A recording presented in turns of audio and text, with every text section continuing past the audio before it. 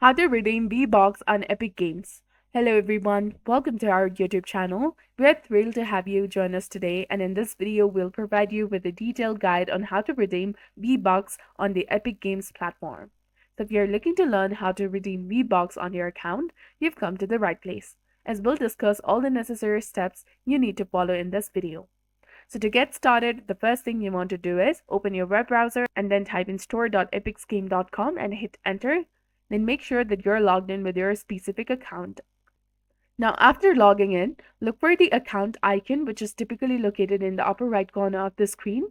Click on that, and you will see the option of redeem code, that is between the account and wish list option. Tap on it. This will lead you to a new page where you can enter the redemption code that you have. It's essential to enter the code accurately in the designated area, and once you have inputted your code, click on the redeem button to proceed. And after clicking on redeem, you will need to confirm the redemption to finalize the process. And once confirmed, your Vbucks should be successfully added to your account, and you can now start enjoying your rewards.